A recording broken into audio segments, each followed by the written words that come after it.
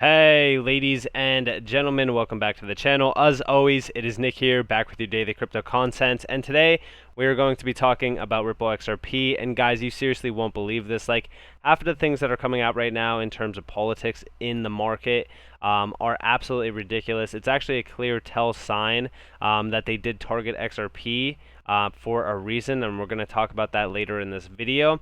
But we also see the fact that they are targeting crypto for what it is. I've talked about the reasons why. I'm not going to go in depth on that. I've already talked about the whole idea of corruption, power play, pretty much taking back control of the monetary system, if you will. Now, we obviously see this in the US right now, but every single place, everywhere else besides the US, it's absolutely safe. Crypto is 100% accepted and adopted pretty much everywhere except for the US, especially even in regards to XRP, which I think is absolutely ridiculous. Now, in terms of overall in the market, before we get into the real good news, we do see that the market is up 5.53%. We do see Bitcoin still sitting at about 45.3K or so.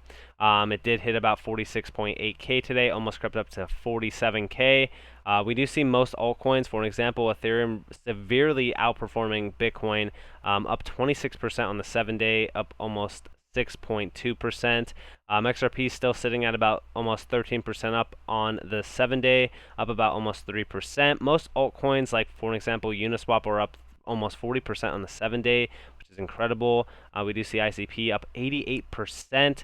A lot of assets actually ran fairly well today. For an example, CTSI actually ran fairly well as well. So a lot of altcoins are doing some incredible moves, while Bitcoin kind of sits stable at these levels, which is fairly good. Now, I do expect Bitcoin to possibly have a slight pullback to about 40K sometime this week into next week, but I do think that this month, at the end of it, is going to be an incredible month for crypto for what it is. Now, I do want to talk to you guys about this Poloniex settlement with the SEC for $10 million. This is absolutely ridiculous. So this is talking about them selling securities or registering cryptocurrencies that were deemed securities to the U.S. Now, they were doing this between July 2017 and November of 2019.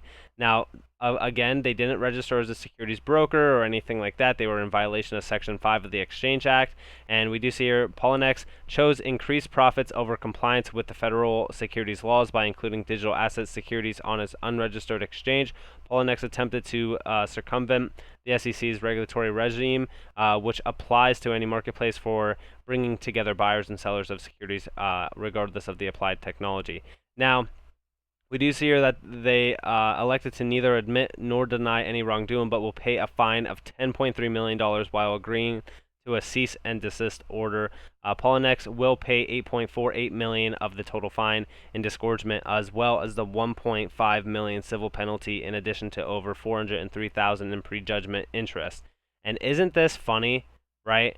Like, I just think that this is incredible, because first off, this goes all the way back to the USDC sort of thing, because we already know that Poloniex spins out from Circle to form new exchange, not available in the US. So this kind of goes back to the whole USDC stuff that I was talking about in my past videos.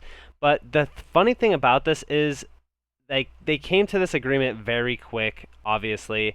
They only had to pay $10.3 million. Like, Ripple has that type of cash. Like, they could easily settle with the SEC. Now, the reason why I don't think that they settled with the SEC yet is because it goes all the way back to the IPO listing. Like, they want to get an IPO, so they obviously don't just want to settle out. They actually want to win this lawsuit. They want to make sure that they clear their name fully before opening another, can of worms regarding an IPO listing or anything like that. That's my personal opinion on it, because this was a very fast settlement, and it kind of goes back to it kind of all ropes back to Ripple versus the SEC, and it kind of makes you think, like, well, why hasn't Ripple settled with the SEC yet? Is it the SEC's fault or Ripple's? I mean, in my opinion, most likely is on Ripple's end. Like I said, I do think that this kind of stems from the IPO, but that's just my opinion. Let me know what you guys think about that down in the comments below. Now, we also see that Hester Pierce slammed the SEC for the $10 million settlement. We do see down here, given how slow we have been in determining how regulated entities can interact with crypto, market participants may understandably be surprised to see us come onto the scene now with our enforcement guns blazing and argue that Poloniex was not registered or operating under an exemption as it should have been. Basically, she said that the SEC asserted that Poloniex employees stated initially or internally that they wanted to be aggressive in circumventing SEC regulations in a bid to increase market share by listing new digital assets that may be deemed securities under the Howey test. Wow, isn't that interesting? So, like I said, she basically slammed them in regards to the regulatory framework, talking about, there's no regulations. It's kind of funny, honestly. Like, you would not believe this. Like, this is actually funny to see. I'm fully on Hester Pierce's side. Like, she's honestly been like 100% great for Ripple and pretty much defending us. Like, it's funny that she, has been defending us even though she works with the SEC. Like, this is so great to see. Like, I don't know. I think that's great. But overall, yeah, I mean, I do think that this is kind of idiotic. Like, they don't even have a clear regulatory clarity aspect in the SEC's, overall standpoint. So how do these exchanges, how do these assets like Ripple and stuff know that what they're doing is bad? Like, they don't. They don't. And even, David Schwartz said it himself in an interview, which I did just do a video on as well, basically saying, hey, they meet with them on a weekly basis, and at some point in time, I'm sure that they will basically come to us and say, hey, what you were doing, this entire time, even though we were meeting on a daily basis or on a weekly basis, was all wrong this entire time. Like, it's just funny. You can't really make it up. It's just comical to me, in my opinion. But we also see this. Now, the SEC is actually complaining about Ripple. They are overwhelmed, completely overwhelmed. Guys, you won't believe it. Third, Ripple has the financial resources necessary to undertake the search requested by the SEC, which may cost several hundred thousands of dollars. Not only did Ripple raise over $1.4 billion as a result of the conduct at issue, but Ripple continues to raise $150 million a quarter from more XRP sales, while having no fewer than 7 insurance policies at its disposal to cover legal expenses. Wow. I think that's funny. I think that they're great. In terms of just like, the idea of them poking at us, I think they're doing a great job with that. Like, it's funny to me how mad and like how petty they actually are being. And I do think that we've seen that throughout this entire, case regarding the call-ins. Like, if you guys were there and listened to, the SEC side, you could tell that they're frustrated, they're annoyed, they know that they're losing this battle. And honestly, I'm very excited to see what October holds for us, because I think that that's the deadline, I'm pretty sure, for this overall discovery phase. So I'm very excited to see what happens and unfolds in due time with this SEC case. Obviously, we might have to wait a little bit longer for a settlement, but it is what it is. Like I said, we want our name cleared. Like, even Ripple themselves, I'm most likely, betting on the idea that they want to clear their name fully for that IPO listing and to really kind of gain that overall insurance that they are a clear and cut, company. Now, we also see this. Now, this is in regards to that, bill that I've been talking about for like the past 2 days. We do see here there are some important lessons from this about the antics in Washington. First, this is what happens when bills are drafted behind closed doors without input from experts and stakeholders.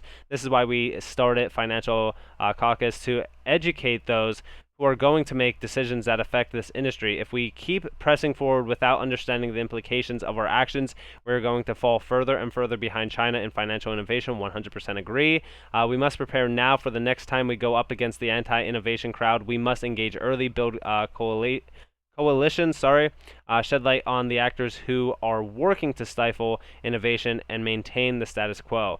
Thank you, Ron Wyden and Senator Toomey, for fighting with me for the innovators that make our country great. The fight isn't over. It also, or always, takes work to convince skeptics of the merits of new technology. And isn't it great?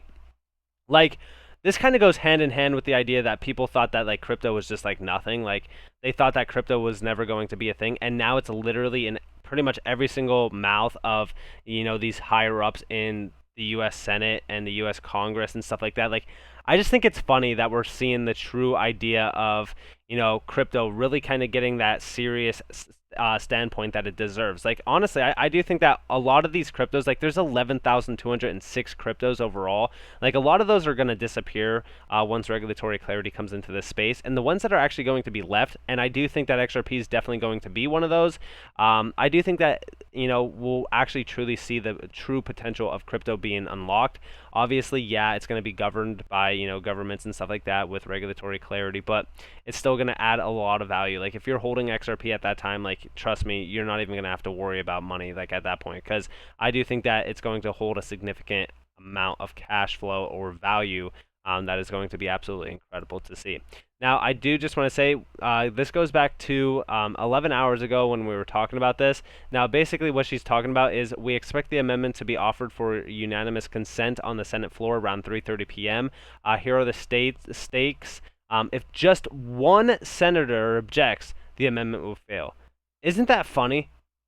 One person objecting and it just fails. That's like saying like, all right, well, I want to vote on this, but there's like, hundreds of people in the room. But if only one person disagrees, then it fails. Like, how are you going to say that? Like, statistically speaking, there's always going to be one person that disagrees. Like, it just always happens that way. When you're watching a YouTube video, there's not just always 100% likes. It's always, a little bit of a diversity.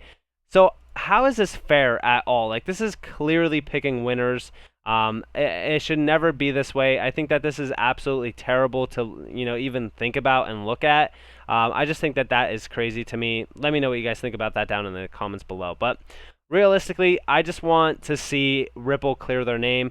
I honestly can't believe the things that are happening right now. Like, you seriously can't make it up. Like, a lot of this stuff, what's going on behind closed doors is a clear sign of corruption. It's just funny to me that they want control over crypto just because they are losing financial security. And when I talk about financial security, is they don't have control over crypto. They want full control. They want to be able to control it all day long, like the stock exchange. That is why I personally hate stocks.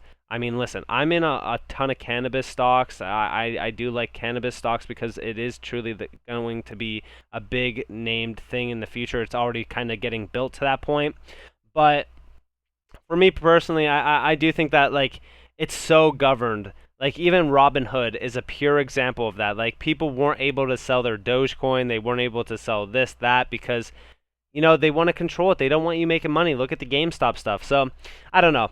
It's hard for me to 100% agree with crypto regulations, but at the same time, I do know that they are going to be very good for us to really kind of move forward and innovate this entire scene into something that is a legitimate factor. So, in my opinion, I do believe in regulations being a good thing, but also I am skeptical about it a little bit. So, let me know what your guys' thoughts are down in the comments below. If you guys did enjoy this video, definitely leave a like, subscribe, turn notifications on if you guys did enjoy. If you guys do want more free content, you guys are more than welcome to follow me on Twitter and join the free Discord down in the description below. There will be links in the comments below as well for all my stuff. And please be aware of the scammers in the comments, guys. Please do not give up your information to anybody in the comments. Trust me, it's never going to work out the way that you think it is. But also, I just want to let you guys know that I hope that you all have a beautiful day or a beautiful night wherever you guys are in this beautiful world. This has been Nick. Peace out, guys.